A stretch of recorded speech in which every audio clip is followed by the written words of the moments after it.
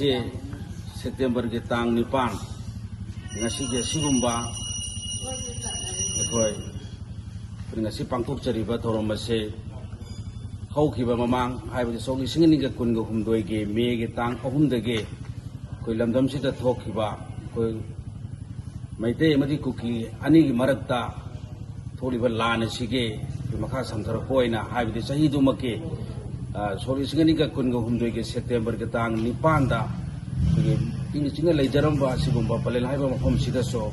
थोखिबा लानफमदुदा mama लेबाकीदमक्ता जाति की थवाइन पंथा पीख्रबा अथौबसिंग नुमित अदुदा मसागी मजातिबु कननबु होनबदा हनब लेतना कोई चंगसिलखिबा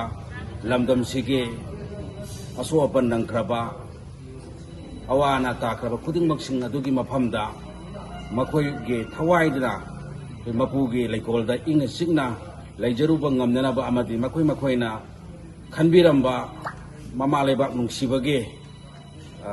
इहुल्लदुर कोई लेंदना ngasiगी मिरोलना अखोई थंबा ngamnanaba amadi matam pumnamakta अखोई अचेतपा फिरे अमगा लोइनना अखोइगे सक्तम असे ngakminenabage अचेतपा थाजबा अमगा लोइनना मखोइगे थवाइबो कोई निंगसिंगजबोइना ngasiगी अनिरक सुबा पोलक चहीगे सेप्टेम्बर के तांग 9 असिदा कोई लमदमसदे लेजरिबा तोंगान तोंगान लुपसिंगा